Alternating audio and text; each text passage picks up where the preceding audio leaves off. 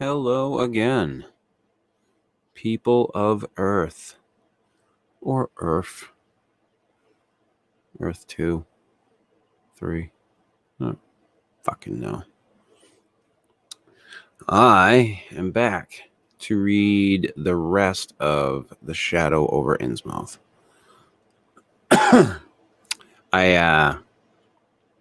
When I had picked it up, I did not intend to read something this long today. But hey, fuck it.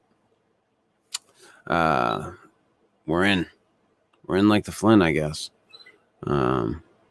So I am here to finish it up. Frank Smith.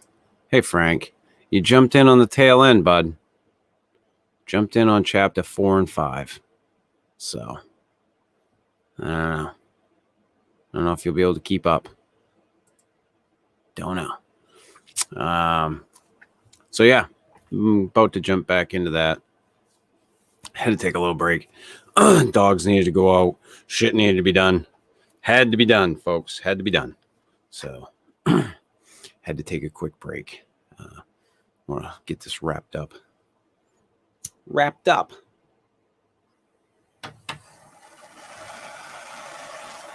Fun time had by all. I'll get to fucking read a cool story. You all get to listen. And listen to me fuck up.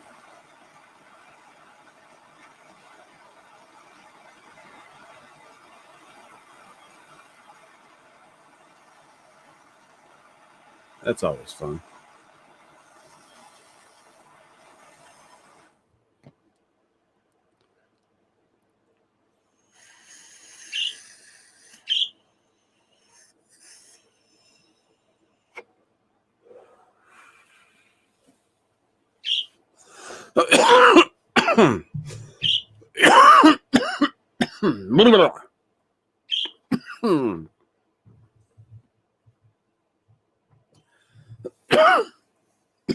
That'll grab it by the hoo-hoo. Ooh-ah. Oh.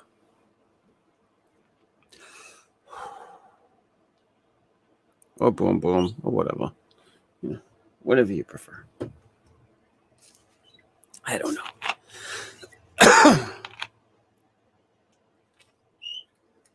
Some of you people mystify me. I know that. Grab a head off the old inhaler.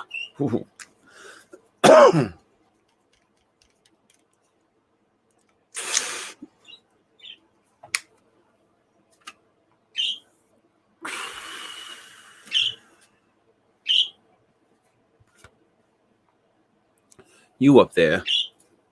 Quiet. Chapter 4. I can hardly describe the mood in which I left this harrowing episode.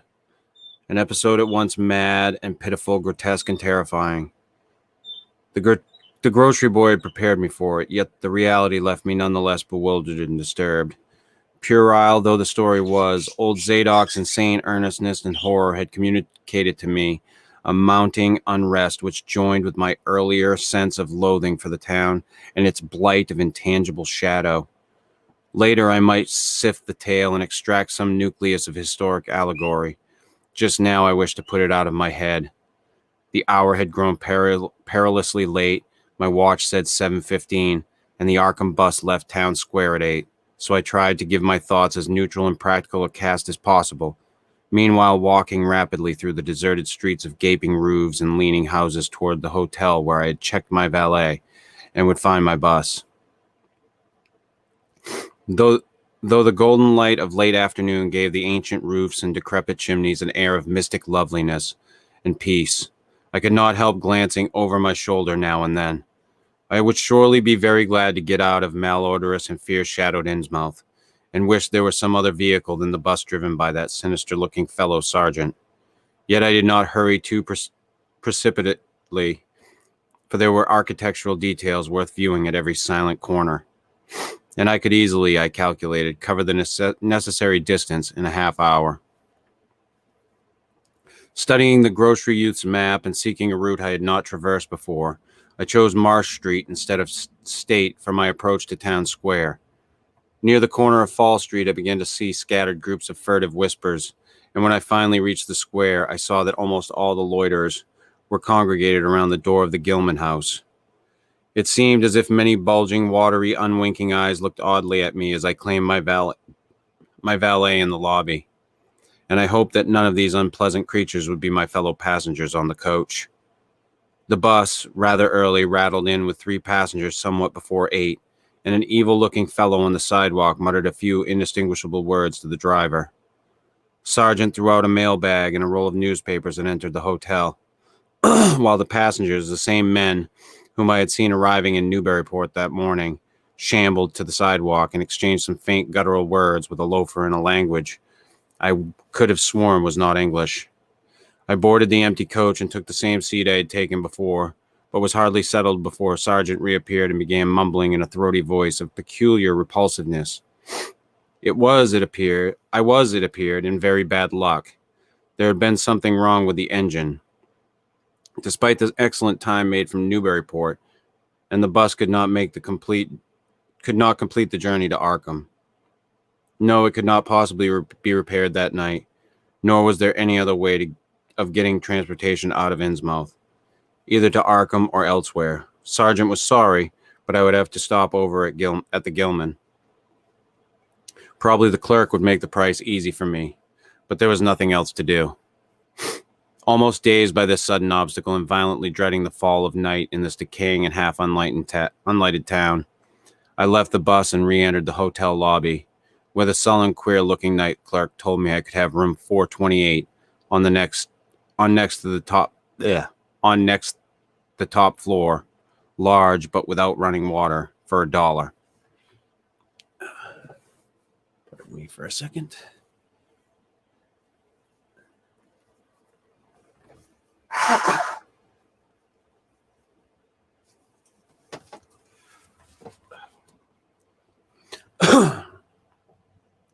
Despite what I had heard of this hotel in Newburyport, I signed the register, paid my $1, let the clerk take my valet, and followed that sour, solitary attendant up 3 creaking flights of stairs past dusty corridors which seemed wholly devoid of life. My room, a dismal rear one with 2 windows and bare, cheap furnishings, overlooked a dingy courtyard, otherwise hemmed in by low, deserted brick blocks, and commanded a view of decrepit westward stretching roofs with a marshy countryside beyond.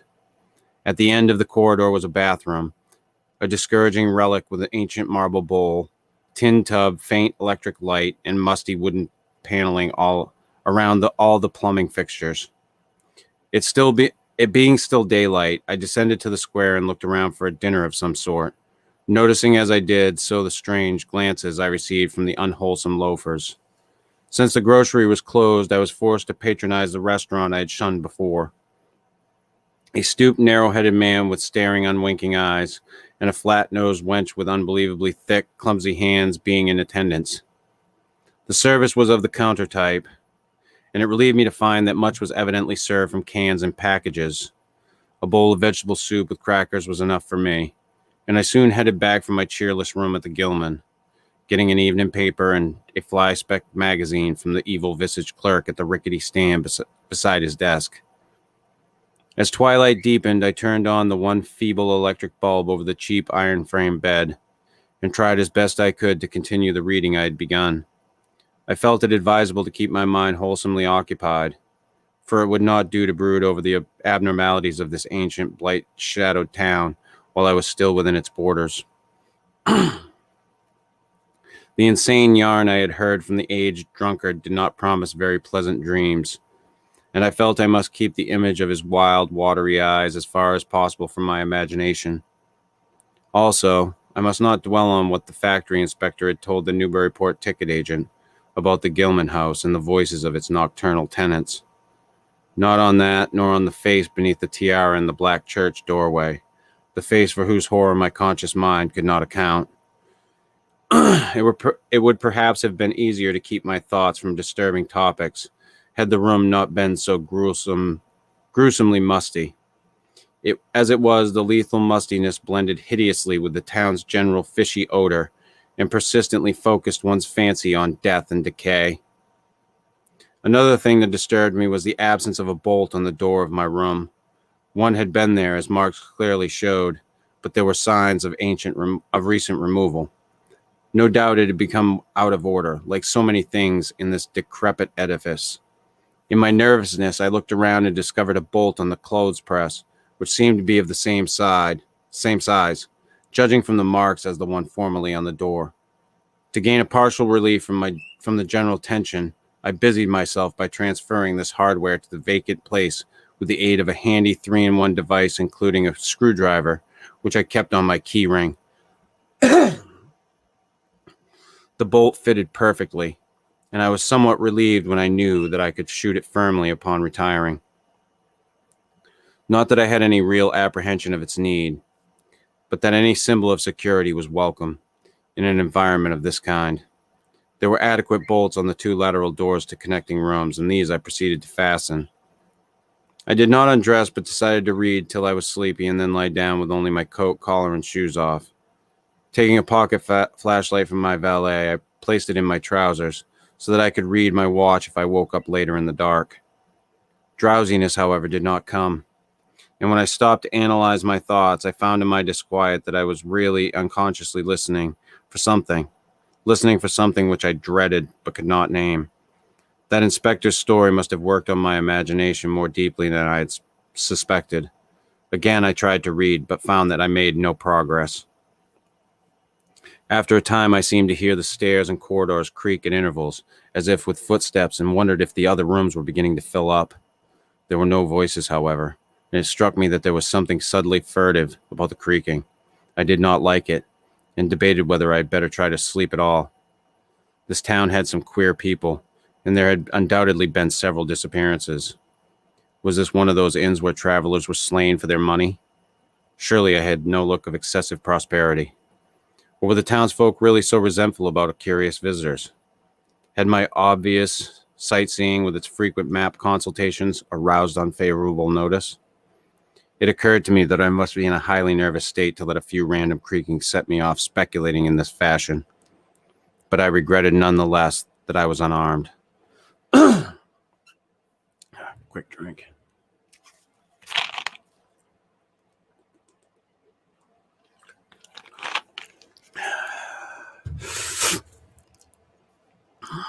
At length, feeling a fatigue which had nothing of drowsiness in it, I bolted the newly outfitted hall door, turned off the light, and threw myself down on the hard, uneven bed, coat, collar, shoes, and all. In the darkness, every faint noise of the night seemed magnified, and a flood of doubly unpleasant thoughts swept over me. I was sorry I had put out the light, yet was too tired to rise and turn it on again. Then, after a long, dreary interval, and prefaced by a fresh creaking of stairs and corridor, there came that soft, damnably unmistakable sound which seemed like a malign fulfillment of all my apprehensions. Without the least shadow of a doubt, the lock on my hall door was being tried, cautiously, furtively, tentatively, with a key. My sensations upon recognizing this sign of actual peril were perhaps less rather than more tumultuous, because of my previous vague fears. I had been, albeit without definite reason, instinctively on my guard, and that was to my advantage in the new and real crisis, whatever it might turn out to be. Nevertheless, the change in the menace from vague to premonition to immediate reality was a profound shock, and fell upon me with the force of a genuine blow. It never once occurred to me that the fumbling might be a mere mistake. Malign purpose was all I could think of, and I kept deathly quiet, awaiting the would-be intruder's next move. After a time, the cautious rattling ceased, and I heard the room to the north entered with a passkey. Then the lock of the connecting door to my room was softly tried. The bolt held, of course, and I heard the floor creak as the prowler left the room. After a moment, there came another soft rattling, and I knew that the room to the south of me was being entered. Again, a furtive trying of a bolted connecting door, and again a receding creaking. This time the creaking went along the hall and down the stairs. So I knew the prowler had realized the bolted condition of my doors, and was giving up his attempt for a greater or lesser time, as the future would show. The readiness with which I fell into a plan of action proves that I must have been subconsciously fearing some menace and considering possible avenues of escape for hours. From the first, I felt that the unseen fumbler meant the danger not to be met or dealt with, but only to be fled from as precipitately as possible. The one thing to do was to get out of that hotel alive as quickly as I could, and through some channel other than the front stairs and lobby. Rising softly and throwing my flashlight on the switch, I sought to light the bulb over my bed in order to choose and pocket some belongings for a swift, valet-less flight. Nothing, however, happened, and I saw that the power had been cut off. Clearly, some cryptic evil movement was afoot on a large scale. Just what, I could not say. As I stood pondering with my hand on the now useless switch, I heard a muffled creaking on the floor below and thought I could barely distinguish voices in conversation. A moment later, I felt less sure that the deeper sounds were voices, since the apparent hoarse barkings and loose-syllabled croakings bore so little resemblance to recognized human speech. Then I thought with renewed force of what the factory inspector had heard in the night in this moldering and pestilential building. Having filled my pockets with the flashlight's aid, I put on my hat and tiptoed to the window to consider chances of descent. Despite the state's safety regulations, there was no fire escape on this side of the hotel, and I saw that my windows commanded only a sheer 3-story drop to the cobbled courtyard. On the right and left, however, some ancient brick business blocks abutted on the hotel, their slant roofs coming up to a reasonable jumping distance from my 4th-story level. To reach either of these lines of buildings, I would have to be in a room 2 doors from my own, in one case on the north, and in the other case on the south, and my mind instantly set to work calculating what chances I had of making the transfer. I could not, I decided, risk an emergence into the corridor, where my footsteps would surely be heard, and where the difficulties of entering the desired room would be insuperable. My progress, if it was to be made at all, would have to be through the less solidly built connecting doors of the rooms, the locks and bolts of which I would have to force violently, using my shoulder as a battering ram whenever they were set against me. This I thought would be possible owing to the rickety nature of the house and its fixtures. But I realized I could not do it noiselessly. I would have to count on sheer speed and the chance of getting to a window before any hostile forces became coordinated enough to open the right door toward me with a passkey. My own outer door I reinforced by pushing the bureau against it, little by little, in order to make a minimum of sound. I perceived that my chances were very slender, and was prepared for any calamity. Even getting to another roof would not solve the problem, for there would then remain the task of reaching the ground and escaping from the town. One thing in my favor was the deserted and ruinous state of the abutted buildings, and the number of skylights gaping blackly open in each row. Gathering from the grocery boy's map that the best route out of town was southward, I glanced first at the connecting door on the south side of the room. It was designed to open in my direction, hence I saw after drawing the bolt and was finding other fastenings in place.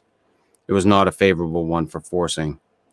Accordingly, abandoning it as a route, I cautiously moved the bedstead against it to hamper any attack which might be made on it later, from the next room. The door on the north was hung to open away from me, and this, though a test proved it to be locked or bolted from the other side, I knew must be my route. If I could gain the roofs of the buildings in Payne Street and descend successfully to the ground level, I might perhaps dart through the courtyard and the adjacent or opposite buildings to Washington or Bates, or else emerge in Payne and edge around southward into Washington. In any case, I would aim to strike Washington somehow and get quickly out of the town square region. My preference would be to avoid Payne, since the fire station there might be open all night.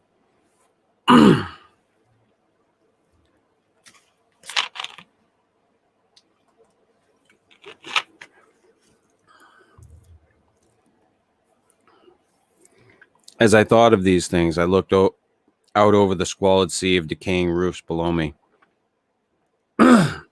now brightened by the beams of a moon not much past full. On the right, the black gash of River Gorge clove the panorama, abandoned factories and railway station clinging barnacle-like to its sides. Beyond it, the rusted railway and the Rowley Road left off through a flat, marshy terrain, dotted with islets of higher and drier scrub-grown land. On the left, the creek-threaded countryside was nearer, the narrow road to Ipswich gleaming white in the moonlight. I could not see from my side of the hotel the southward route toward Arkham, which I had determined to take. I was irresolutely speculating on when I had better attack the northward door, and on how I could least audibly manage it, when I noticed the vague noises underfoot had given place to a fresh and heavier creaking of the stairs. A wavering flicker of light showed through my transom, and the boards of the corridor began to groan with a ponderous load. Muffled sounds of a possible vocal origin approached, and at length a firm knock came at my outer door. For a moment I simply held my breath and waited. Eternity seemed to elapse, and the nauseous fishy odor of my environment seemed to mount suddenly and spectacularly. Then the knocking was repeated, continuously and with growing insistence. I knew that the time for action had come, and forthwith drew the bolt of the northward connecting door, bracing myself for the task of battering it open. The knocking waxed louder, and I hoped that its volume would cover the sound of my efforts. At last, beginning my attempt, I lunged again and again at the thin paneling with my left shoulder, heedless of shock or pain. The door resisted even more than I had expected, but I did not give in. And all the while the clamor at the outer door increased. Finally, the connecting door gave, but with such a crash that I knew those outside must have heard. Instantly, the outside knocking became a violent battering, while keys sounded ominously in the hall. Doors of the rooms on both sides of me. Rushing through the newly opened connection, I succeeded in bolting the northerly hall door before the lock could be turned. But even as I did so, I heard the hall door of the third room, the one from whose window I had hoped to reach the roof below, being tried with a pass key. For an instant, I felt absolute despair, since my trapping in a chamber with no window egress seemed complete. A wave of almost abnormal horror swept over me, and invested with a terrible but unexplainable singularity, the flashlight glimpsed dust prints made by the intruder who had lately tried my door from this room. Then, with a dazed automatism which persisted despite hopelessness, I made for the next connecting door and performed the blind motion of pushing at it in an effort to get through, and granting that fastenings might be as providentially intact as in this second room, bolt the whole hall door beyond before the lock could be turned from the outside. Sheer fortunate chance gave me my reprieve, for the connecting door before me was not only unlocked but actually ajar. In a second I was through, and had my right knee and shoulder against a hall door which was visibly opening inward. My pressure took the opener off guard, for the thing shut as I pushed, so that I could slip the well-conditioned bolt as I had done with the other door. As I gained this respite, I heard the battering at the two other doors abate, while a confused clatter came from the connecting door I had shielded with the bedstead. Evidently, the bulk of my assailants had entered the southerly room, and were massing in a lateral attack, but at the same moment a pass key sounded in the next door to the north, and I knew that a nearer peril was at hand. The northward connecting door was wide open, but there was no time to think about checking the already turning lock in the hall. All I could do was to shut and bolt the open connecting door, as well as its mate on the opposite side, pushing a bedstead against the one and a bureau against the other, and moving a washstand in front of the hall door. I saw, trust to make such makeshift barriers to shield me till I could get out of the window and on the roof of the Payne Street block. But even in this acute moment, my chief horror was something apart from the immediate weakness of my defenses. I was shuddering because not one of my pursuers, despite some hideous pantings, gruntings, and subdued barkings at odd intervals, was uttering an unmuffled or unintelligible vocal sound. As I moved the furniture and rushed toward the windows, I heard a frightful scurrying along the corridor toward the room north of me, and perceived that the southward battering had ceased. Plainly, most of my opponents were about to concentrate against the feeble connecting door, which they knew must open directly on me. Outside, the moon played on the ridgepole of the block below, and I saw that the jump would be desperately hazardous because of the steep surface on which I must land. Surveying the conditions, I chose the more southerly of the two windows as my avenue of escape, planning to land on the inner slope of the roof and make for the nearer skylight. Once inside one of the decrepit brick structures, I would have to reckon with pursuit, but I hoped to descend and dodge in and out of yawning doorways along the shadowed courtyard, eventually getting to Washington Street and slipping out of town toward the south.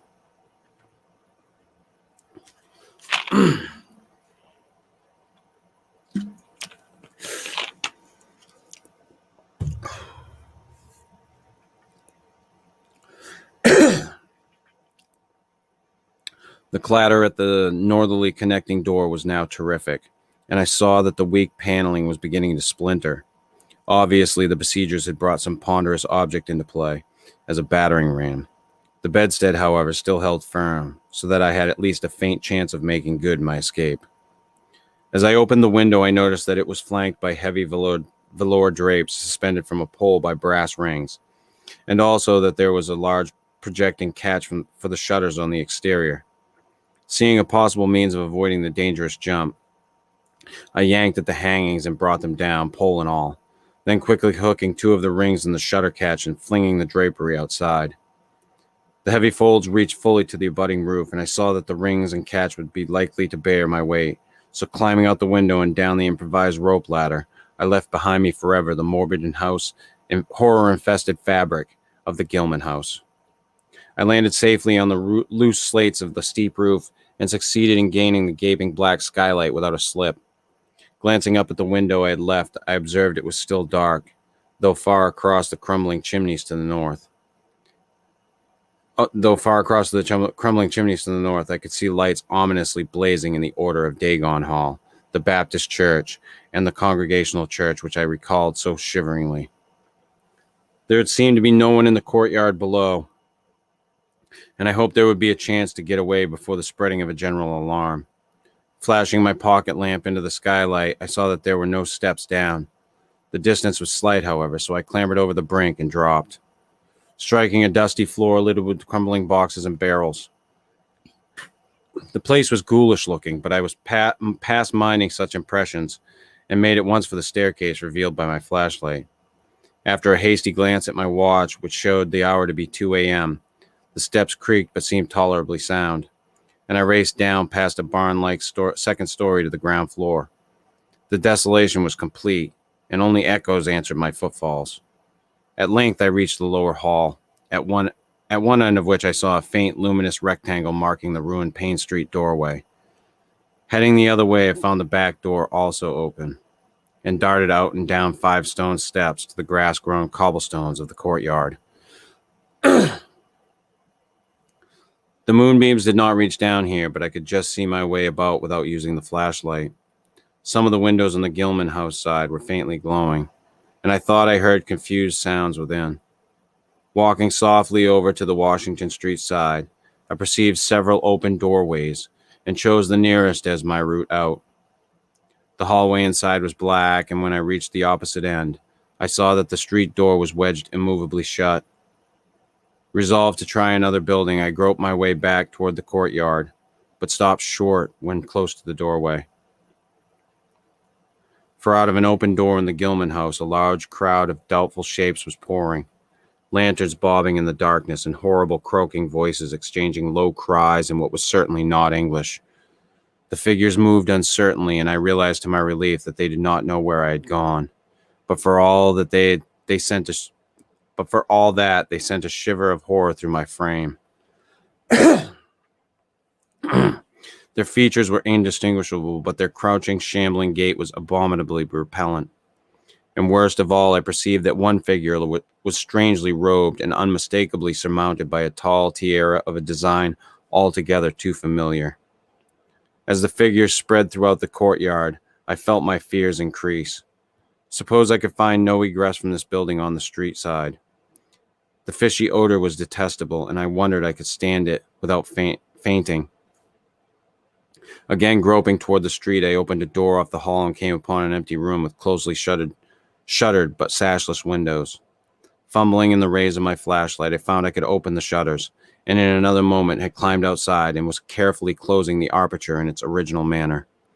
I was now in Washington Street, and for the moment saw no living thing, nor any light save that of the moon. From several directions in the distance, however, I could hear the sound of hoarse voices, of footsteps, and of a curious kind of pattering, which did not sound quite like footsteps. Plainly, I had no time to lose. The points of the compass were clear to me, and I was glad that all the streetlights were turned off, as is often the custom on strongly moonlit nights in unprosperous rural regions. Some of the sounds came from the south, yet I retained my design of escaping in that direction. There would, I knew, be plenty of deserted doorways to shelter me in case I met any person or group who looked like pursuers.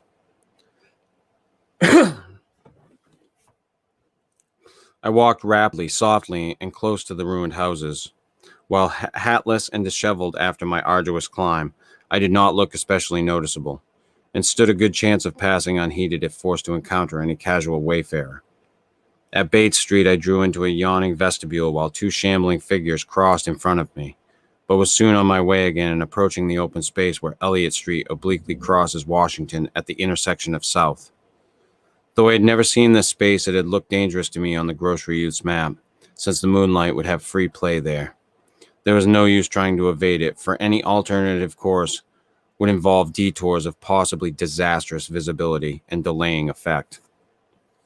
The only thing to do was to cross it boldly and openly, imitating the typical shamble of the Innsmouth folk as best I could, and trusting that no one, or at least no pursuer of mine, would be there. Just how fully the pursuit was organized, and indeed just what its purpose might be, I could form no idea. There seemed to be unusual activity in the town, but I judged that the news of my escape from the Gilman had not yet spread. I would, of course, soon have to shift from Washington to some other southward street, for that party from the hotel would doubtless be after me. I must have left dust prints in the last old building revealing how I had gained the street. The open space was, as I had expected, strongly moonlit, and I saw the remains of a park-like iron-railed green in its center. Fortunately, no one was about, though a curious sort of buzz or roar seemed to be increasing in the direction of Town Square. South Street was very wide, leading directly down a slight declivity to the waterfront and commanding a long view out at sea, and I hoped that no one would be glancing up it from afar as I crossed in the bright moonlight.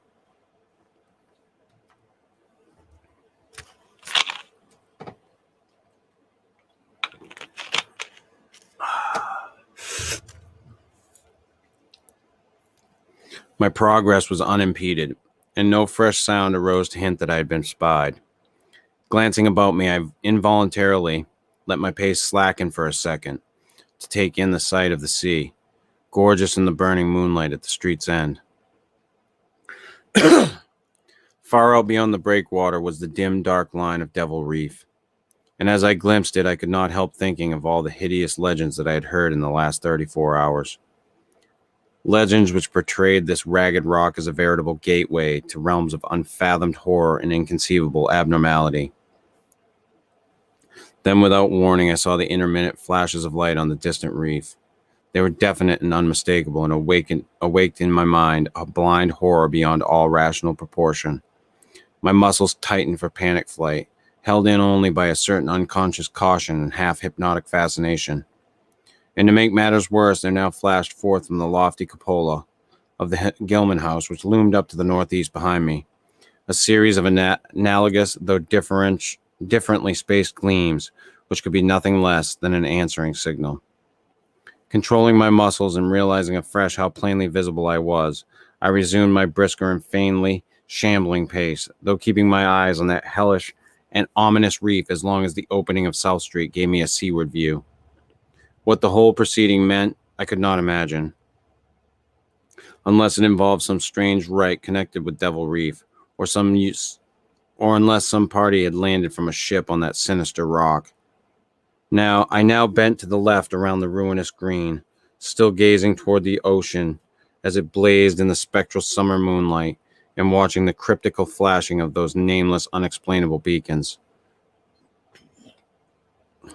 It was then that the most horrible impression of all was borne in upon me. The impression which destroyed my last vestige of self-control and set me running frantically southward past the yawning black doorways and fishily staring windows of that deserted nightmare street. For at a closer glance I saw that the moonlit waters between the reef and the shore were far from empty.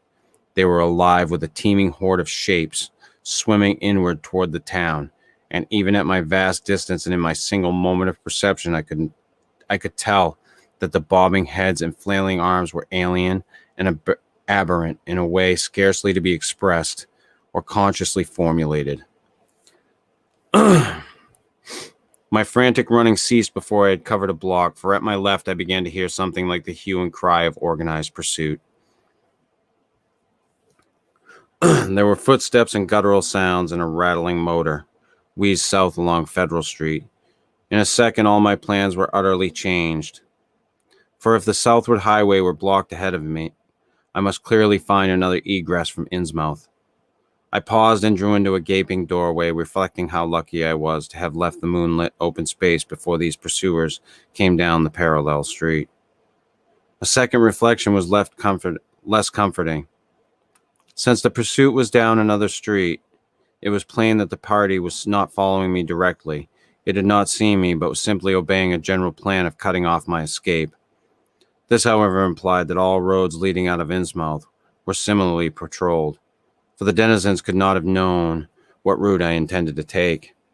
If this were so, I would have to make my retreat across country away from any road.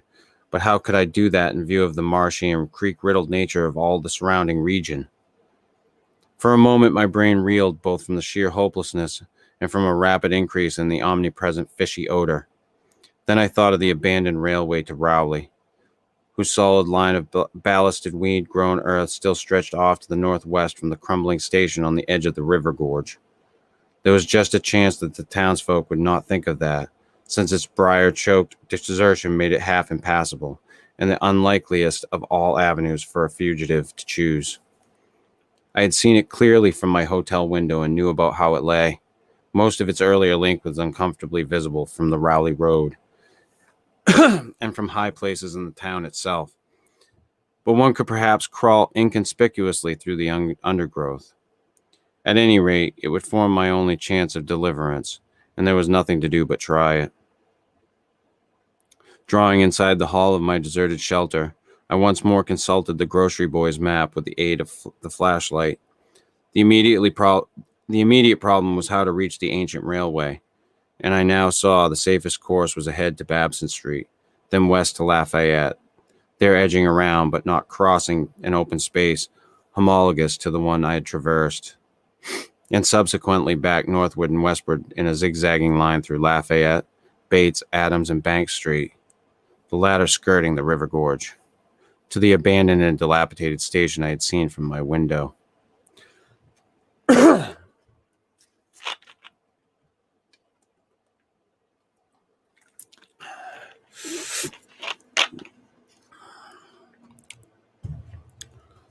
My reason for going ahead to Babson was that I wished neither to recross the earlier open space nor to begin my westward course along a cross street as broad as south. Starting once more, I crossed the street to the right-hand side in order to edge around into Babson as inconspicuously as possible. Noises still continued in Federal Street, and as I glanced behind me, I thought I saw a gleam of light near the building through which I had escaped. Anxious to leave Washington Street, I broke into a quiet dog trot, trusting to luck not to encounter any observing eye. Next, the corner of Babson Street, I saw, to my alarm, that one of the houses was still inhabited, as attested by curtains at the window. But there were no lights within, and I passed it without disaster. In Babson Street, which crossed Federal and might thus reveal me to the searchers, I clung as closely as possible to the sagging, uneven buildings, twice pausing in a doorway as the noises behind me momentarily increased. The open space ahead shone wide and desolate under the moon, but my route would not force me to cross it. During my second pause, I began to detect a fresh distribution of the vague sounds, and upon looking cautiously out from cover, beheld a motor car darting across the open space, bound outward along Elliott Street, which there intersects both Babson and Lafayette. Damn it. As I watched, choked by a sudden rise in the fishy odor after a short abatement, I saw a band of uncouth, crouching shapes loping and shambling in the same direction, and knew that this must be the party guarding the Ipswich Road, since that highway forms an extension of Elliott Street. Two of the figures I glimpsed were in voluminous robes, and one wore a peaked diadem which glistened whitely in the moonlight. The gait of this figure was so odd that it sent a chill through me, for it seemed to me the creature was almost hopping. When the last of the band was out of sight, I resumed my progress, darting around the corner into Lafayette Street and crossing Elliott very hurriedly, lest stragglers of the party be still advancing along that thoroughfare. I did hear some croaking and clattering sounds far off toward Town Square, but accomplished the passage without disaster. My greatest dread was in recrossing broad and moonlit South Street, with its seaward view, and I had to nerve myself for the ordeal. Someone might easily be looking, and possible Elliott Street stragglers could not fail to glimpse me from either of 2 points. At the last moment, I decided I had better slacken my trot and make the crossing, as before, in the shambling gait of an average Innsmouth native. When the view of the water again opened out, this time on my right, I was half determined not to look at it at all. I could not, however, resist, but cast a sidelong glance as I carefully and imitatively shambled toward the protecting shadows ahead. There was no ship visible, as I had half expected there would be. Instead, the first thing which caught my eye was a small rowboat pulling in toward the abandoned wharves and laden with some bulky tarpaulin-covered object. Its rowers, though distantly and indistinctly seen, were of an especially repellent aspect. Several swimmers were still discernible, while on the far black reef I could see a faint, steady glow unlike the winking beacon visible before, and of a curious color which I could not precisely identify. Above the slant roofs ahead and to the right there loomed the tall cupola of the Gilman House, but it was completely dark. The fishy odor dispelled for a moment by some merciful breeze, now closed in again with maddening intensity.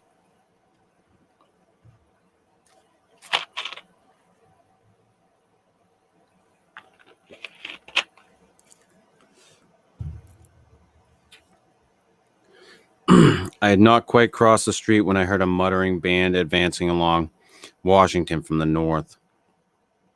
As they reached the broad open space where I had my first disquieting glimpse of the moonlit water, I could see them plainly only a block away and was horrified by the bestial abnormality of their faces and the dog-like subhumanness of their crouching gait.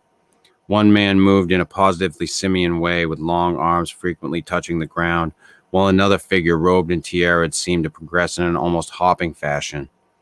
I judged this party to be the one I had seen in the Gilman's courtyard, the one, therefore, most closely on my trail. As some of the figures turned to look in my direction, I was transfixed with fright, yet managed to preserve the casual shambling gait I had assumed. To this day, I do not know whether they saw me or not. If they did, my stratagem must have deceived them, for they passed on across the moonlit space without varying their course, meanwhile croaking and jabbering in some hateful guttural patois I could not identify. Once more in shadow, I resumed my former dog trot past the leaning and decrepit houses that stared blankly into the night. Having crossed to the westward sidewalk, I rounded the nearest corner into Bate Street, where I kept close to the buildings on the southern side. I passed 2 houses showing signs of habitation, one of which had faint lights in upper rooms, yet met with no obstacle. As I turned into Adams Street, I felt measurably safer, but received a shock when a man reeled out of a black doorway directly in front of me. He proved, however, too hopelessly drunk to be a menace, so that I reached the dismal ruins of the Bank Street warehouses in safety. No one was stirring in that dead street beside the river gorge, and the roar of the waterfalls quite drowned my footsteps. It was a long dog trot to the ruined station, and the great brick warehouse walls around me seemed somehow more terrifying than the fronts of private houses. At last I saw the ancient arcaded station, or what was left of it, and made directly for the tracks that started from its farther end. The rails were rusty but mainly intact, and not more than half the ties had rotted away. Walking or running on such a surface was very difficult, but I did my best, and on the whole made very fair time. For some distance the line kept on along the gorge's brink, but at length I reached the long covered bridge where it crossed the chasm at a dizzy height. The condition of this bridge would determine my next step if humanly possible. If humanly possible, I would use it. If not, I would have to risk more street wandering and take the nearest intact highway bridge. The vast, barn-like length of the old bridge gleamed spectrally in the moonlight, and I saw that the ties were safe for at least a few feet within. Entering, I began to use my flashlight and was almost knocked down by the cloud of bats that flapped past me. About halfway across, there was a perilous gap in the ties, which I feared for a moment would halt me. But in the end, I risked a desperate jump, which fortunately succeeded. I was glad to see moonlight again when I emerged from that macabre tunnel. The old tracks crossed River Street at grade and at once veered off into a region increasingly rural and with less and less of Innsmouth's abhorrently fishy odor. Here the dense growth of weeds and briars hindered me and cruelly tore my clothes, but I was nonetheless glad that they were there to give me concealment in case of peril. I knew that much of my route must be visible from the Rowley Road. The marshy region began very shortly with a single track on a low, grassy embankment where the weedy growth was somewhat thinner. Then came a sort of island of higher ground where the line passed through a shallow open cut choked with bushes and brambles. I was very glad of this partial shelter, since at this point the Rowley Road was uncomfortably near, according to my window view. At the end of the cut, it would cross the track and swerve off to a safer distance, but meanwhile I must be exceedingly careful. I was by this time thankfully certain that the railway itself was not patrolled. Just before entering the cut, I glanced behind me but saw no pursuer.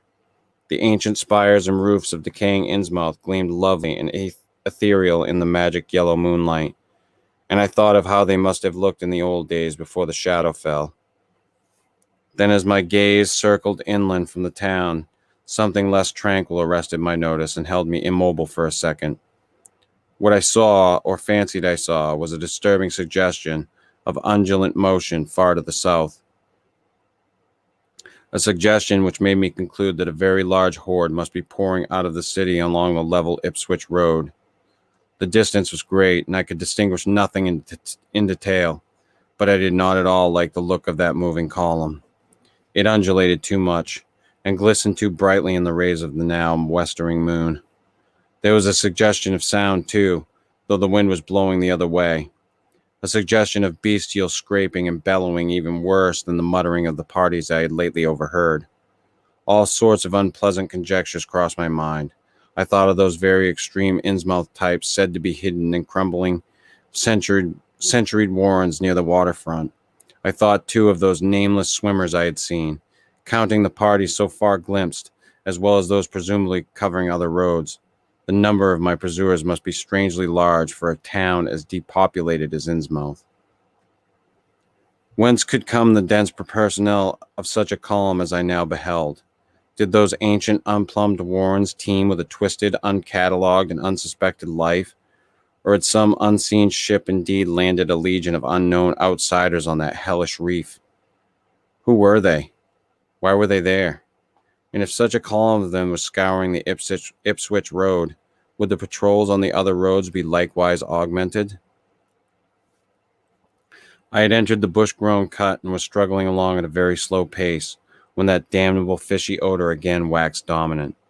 Had the wind suddenly changed eastward so that it blew in from the sea and over the town?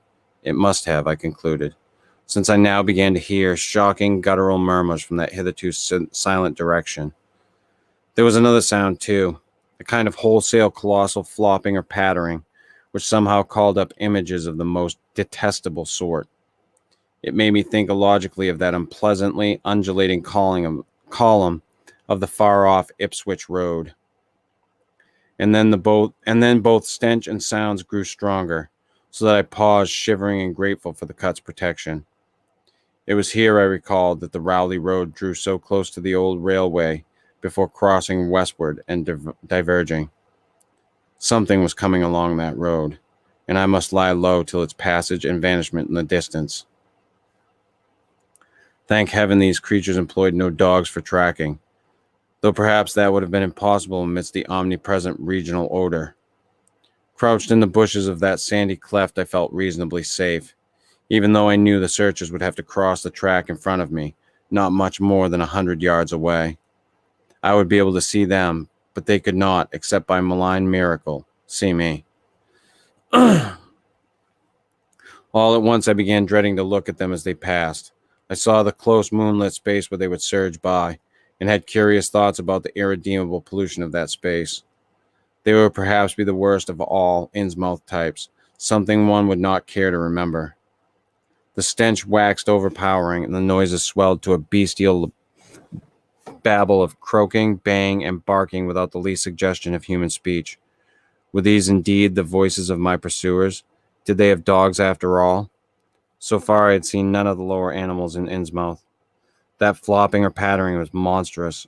I could not look upon the degenerate creatures responsible for it. I would keep my eyes shut till the sounds receded toward the west. The horde was very close now, the air foul with the hoarse snarlings and the ground almost shaking with their alien rhythm footfalls. My breath nearly ceased to come, and I put every ounce of willpower into the task of holding my eyelids down. I am not even yet willing to say whether what followed was a hideous actuality or only a nightmare hallucination.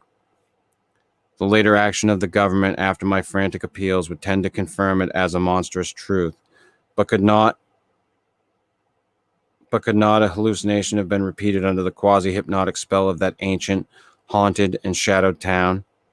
Such places have strange properties, and the legacy of insane legend might well have acted on more than one human imagination amidst those dead, stench-cursed streets and hovels of rotting roofs and crumbling steeples.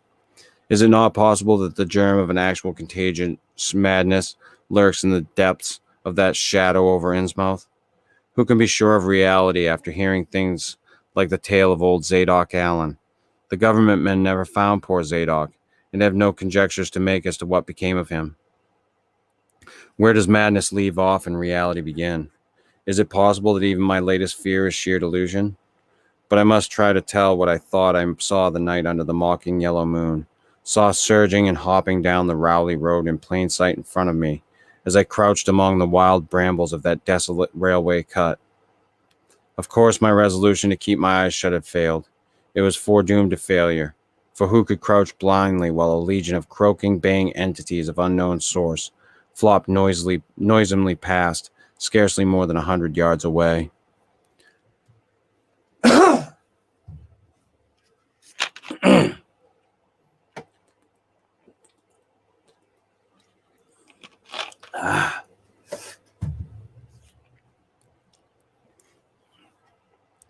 I thought I was prepared for the worst, and I really ought to have been prepared, considering what I had seen before. My other pursuers had been accursedly abnormal, so I should not have been ready. So should I not have been ready to face a strengthening of the abnormal element, to look upon forms in which there was no mixture of the normal at all? I did not open my eyes until the raucous clamor came loudly from a point obviously straight ahead. Then I knew that a long section of them must be plainly in sight where the sides of the cut flattened out and the road crossed the track, and I could no longer keep myself from sampling whatever horror that leering yellow moon might have to show. It was the end, for whatever remains to me of life on the surface of this earth, of every vestige of mental peace and confidence in the integrity of nature and of the human mind. Nothing that I could have imagined, nothing even that I could have gathered had I credited old Zadok's crazy tale in the most literal way, would be in any way comparable to that demonic, blasphemous reality that I saw, or believe I saw. I have tried to hint what it was in order to postpone the horror of writing it down baldly. Can it be possible that this planet has actually spawned such things? That human eyes have truly seen as objective flesh what man has hitherto known only in febrile fantasy, and tenuous legend. And yet I saw them in a limitless stream, flopping, hopping, croaking, blading, surging inhumanly through the spectral moonlight in a grotesque, malignant saraband of fantastic nightmare. And some of them had tall tiaras of that nameless whitish gold metal, and some were strangely robed, and one who led the way was clad in a ghoulishly humped black coat and striped trousers, and had a man's felt hat perched on the shapeless thing that answered for a head. I think their predominant color was a grayish green, though they had white bellies. They were mostly shiny and slippery, but the ridges of their backs were scaly. Their forms vaguely suggested anthropoid, while their heads were the heads of fish, with prodigious bulging eyes that never closed.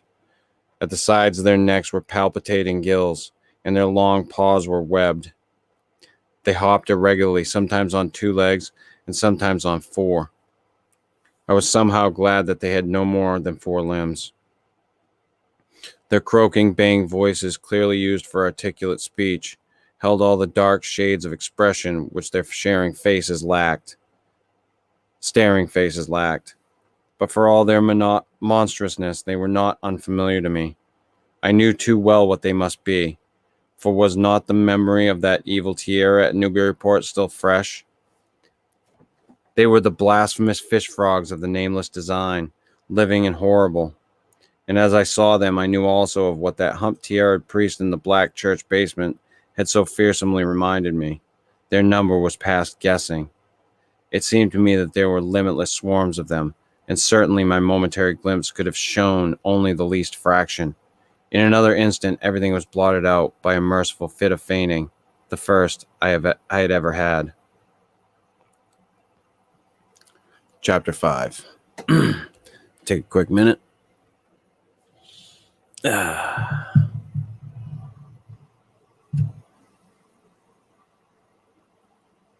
Hope those of you that are listening are enjoying it. Again.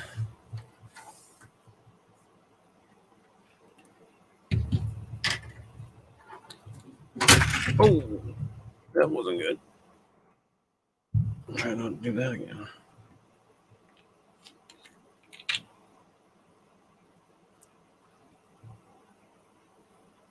Keith say, I love your craft. Well, thanks, man.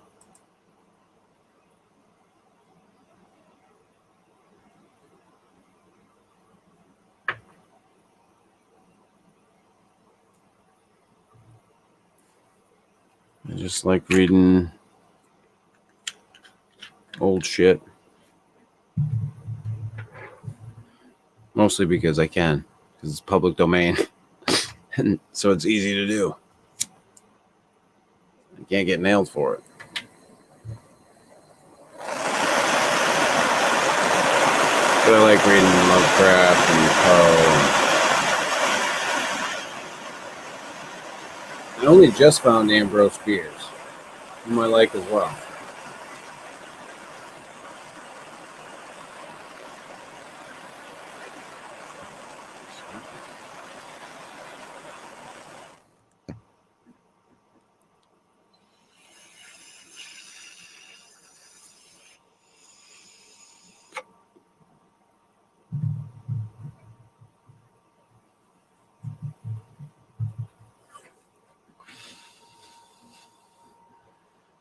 All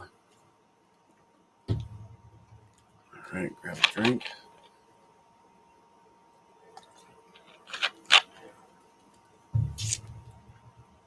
Chapter 5. Woohoo.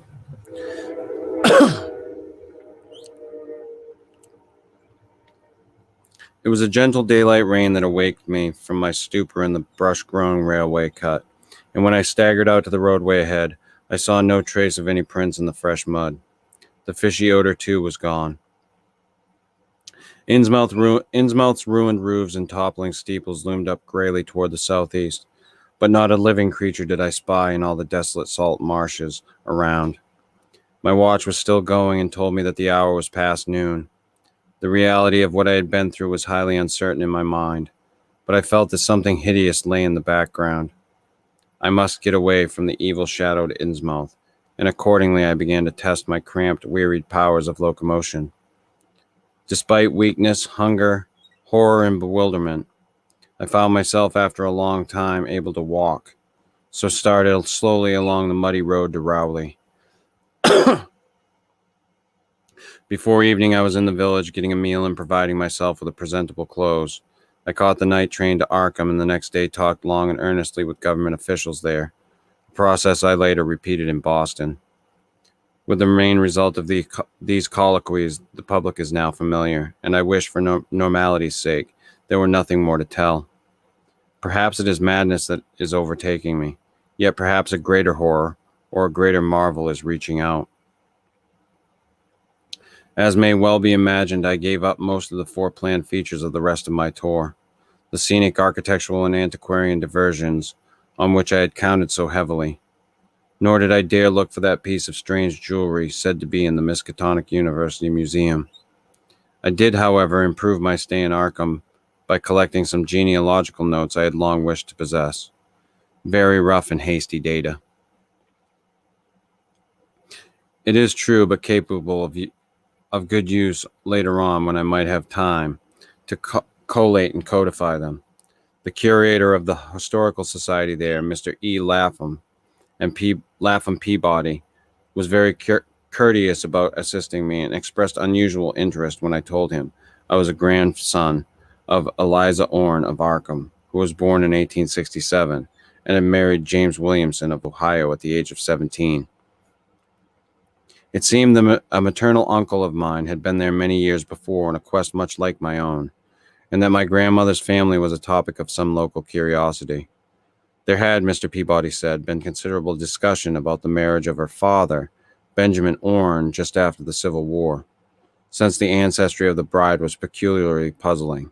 That bride was understood to have been an orphaned Marsh of New Hampshire, a cousin of the Essex County Marshes, but her education had been in France and she knew very little of her family. A guardian had deposited funds in a Boston bank to maintain her and a French governess, but that guardian's name was unfamiliar to Arkham people, and in time he dropped out of sight so that the governess assumed his role by court appointment. The Frenchwoman, now long dead, was very taciturn, and there were those who had said she could have told more than she did. But the most baffling thing was the inability of anyone to place the recorded parents of the young woman, Enoch and Lydia Meserve Marsh, among the known families of New Hampshire. Possibly, many suggested, she was the natural daughter of some Marsh of prominence. She certainly had the true Marsh eyes. Most of the puzzling was done after her early death, which took place at the birth of my grandmother, her only child. Having formed some disagreeable impressions connected with the name of Marsh, I did not welcome the news that it belonged on my own ancestral tree, nor was I pleased by Mr. Peabody's suggestion that I had the true Marsh eyes myself. However, I was grateful for data which I knew would prove valuable, and took copious notes and lists of book references regarding the well-documented Orne family. I went directly home to Toledo from Boston and later spent a month at Maumee, recuperating from my ordeal. In September, I entered Oberlin for my final year, and from then till the next June was busy with studies and other wholesome activities, reminded of the bygone terror only by occasional official visits from government men in connection with the campaign which my pleas and evidence had started. Around the middle of July, just a year after the Innsmouth experience, I spent a week with my late mother's family in Cleveland, checking some of my new genealogical data with the various notes, traditions, and bits of heirloom material in existence there, and seeing what kind of connected chart I could construct. I did not exactly relish the task, for the atmosphere of the Williamson home had always depressed me. There was a strain of morbidity there, and my mother had never encouraged my visiting her parents as a child, although she always welcomed her father when he came to Toledo. My Arkham-born grandmother had seemed strange and almost terrifying to me, and I do not think I grieved when she disappeared. I was 8 years old then, and it was said she had wandered off in grief after the suicide of my Uncle Douglas, her eldest son. He had shot himself after a trip to New England, the same trip, no doubt, which had caused him to be recalled at the Arkham Historical Society. This uncle had resembled her, and I had never liked him either. Something about the staring, unwinking expression of both of them had given me a vague, unaccountable uneasiness. My mother and Uncle Walter had not looked like that. They were like their father, though poor little cousin Lawrence, Walter's son, had been an almost perfect duplicate of his grandmother before his condition took him to the permanent seclusion of a sanitarium at Canton. I had not seen him in 4 years, but my uncle once implied that his state, both mental and physical, was very bad. This worry had probably been a major cause of his mother's death 2 years before. My grandfather and his widowed son Walter now compromised the Cleveland household, but the memory of my older times hung thickly over it. I still disliked the place and tried to get my research done as quickly as possible. Williamson records and traditions were supplied in abundance by my grandfather, though for Orne material I had to depend on my Uncle Walter, who put at my disposal the contents of all his files, including notes, letters, cuttings, heirlooms, photographs, and miniatures. It was in going over the letters and pictures on the Orne side that I began to acquire a kind of terror of my own ancestry. As I have said, my grandmother and Uncle Douglas had always disturbed me. Now, years after their passing, I gazed at their pictured faces with a measurably heightened feeling of repulsion and alienation. I could not at first understand the change, but gradually a horrible sort of comparison began to obtrude itself on my unconscious mind, despite the steady refusal of my consciousness to admit even the least suspicion of it. It was clear that the typical expression of these faces now suggested something it had not suggested before. Something which would bring stark panic if too openly thought of. But the worst shock came when my uncle showed me the orange jewelry in a downtown safe deposit vault. Some of the items were delicate and inspiring enough, but there was one box of strange old pieces descended from my mysterious great-grandmother, which my uncle was almost reluctant to produce. They were, he said, of very grotesque and almost repulsive design, and had never, to his knowledge, been publicly worn, though my grandmother had used to enjoy looking at them. Vague legends of bad luck clustered around them, and my great-grandmother's French governess had said that they ought not to be worn in New England, though it would be quite safe to wear them in Europe. As my uncle began slowly and grudgingly to unwrap the things, he urged me not to be shocked by the strangeness and frequent hideousness of the designs. Artists and archaeologists who had seen them pronounced the workmanship superlatively and exotically exquisite, though no one seemed able to define their exact material or to assign them to any specific art tradition. There were 2 armlets, a tiara, and a kind of pectoral, the latter having in high relief certain figures of almost unbearable extravagance. During this description, I had kept a tight rein on my emotions, but my face must have betrayed my mounting fears. My uncle looked concerned, and paused in his unwrapping to study my countenance. I motioned him to continue, which he did with renewed signs of reluctance. He seemed to expect some demonstration when the first piece, the tiara, became visible, but I doubt if he expected quite what actually happened. I did not expect it either, for I thought I was thoroughly forewarned regarding what the jewelry would turn out to be. What I did was to faint silently away, just as I had done in the briar-choked railway cut a year before. From that day on, my life has been a nightmare of brooding and apprehension. Nor do I know how much is hideous truth and how much madness.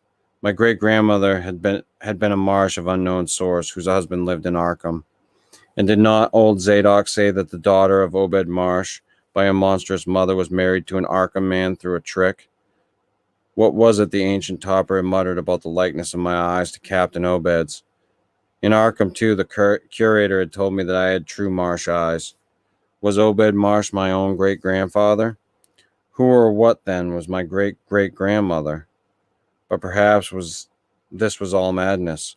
Those whitish gold ornaments might easily have been bought from some Innsmouth sailor by the father of my great-grandmother, whoever he was, and that look in the staring eyed faces of my grandmother and self-slain uncle might be sheer fancy on my part. sheer fancy bolstered up by the Innsmouth shadow, which had so darkly colored my imagination.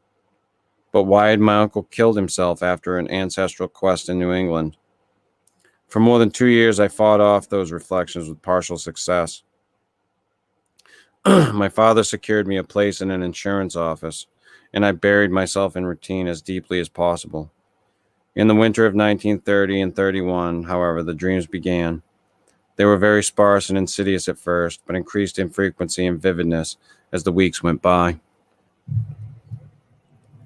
Great watery spaces opened out before me, and I seemed to wander through titanic sunken porticos and labyrinths of weedy cyclopean walls with grotesque fishes as my companions. Then the other shapes began to appear, filling me with nameless horror the moment I awoke. But during the dreams they did not horrify me at all. I was one with them, wearing their unhuman trappings, treading their aqueous ways, and praying monstrously at their evil sea-bottom temples. There was much more than I could remember, but even what I did remember each morning would be enough to stamp me as a madman or a genius if I ever dared write it down. Some frightful influence I felt was seeking gradually to drag me out of the sane world of the wholesome life into unnameable abysses of blackness and alienage, and the process told heavily on me. My health and appearance grew steadily worse, till finally I was forced to give up my position and adopt the static, secluded life of an invalid. Some odd nervous affliction had me in its grip, and I found myself at times almost unable to shut my eyes. It was then that I began to study the mirror with mounting alarm. The slow ravages of disease are not pleasant to watch. But in my case, there was something subtler and more puzzling in the background. My father seemed to notice it too, for he began looking at me curiously and almost affrightedly. What was taking place in me? Could it be that I was coming to resemble my grandmother and Uncle Douglas? One night I had a frightful dream in which I met my grandmother under the sea. She lived in a phosphorescent palace of many terraces, with gardens of strange leprous corals and grotesque brachiate efflorescences, and welcomed me with a warmth that may have been sardonic. She had changed as those who take the water change, and told me she had never died. Instead, she had gone to a spot her dead son had learned about, and had leaped to a realm whose wonders destined for him as well. He had spurned with a smoking pistol. This was to be my realm, too. I could not escape it. I would never die, but would live with those who had lived since before man ever walked the earth. I met also that which had been her grandmother for 80,000 years.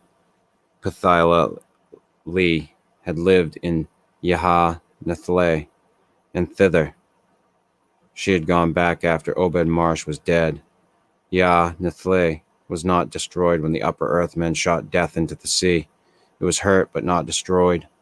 The deep ones could never be destroyed, even though the Paleogean magic of the forgotten old ones might sometimes check them.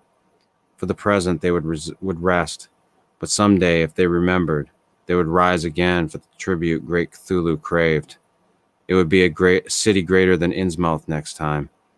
They had planned to spread and had brought up that which would help them, but now they must wait once more. For bringing the upper earth men's death, I must do a penance, but that would not be heavy. This was the dream in which I saw a Shoggoth for the first time, and the sight set me awake in a frenzy of screaming. That morning the mirror definitely told me I had acquired the Innsmouth look. So far, I have not shot myself as my Uncle Douglas did. I bought an automatic and almost took the step, but certain dreams deterred me. The tense extremes of horror are lessening, and I feel queerly drawn toward the unknown sea deeps instead of fearing them. I hear and do strange things in sleep, and awake with a kind of exaltation instead of terror. I do not believe I need to wait for the full change as most have waited. If I did, my father would probably shut me up in a sanitarium as my poor little cousin is shut up. Stupendous and unheard of splendors await me below, and I shall seek them soon. Aya Rile Cthulhu Ftagan. Aya. No, I shall not shoot myself. I cannot be made to shoot myself. I shall plan my cousin's escape from that Canton madhouse, and together we shall go to marvel-shadowed Innsmouth.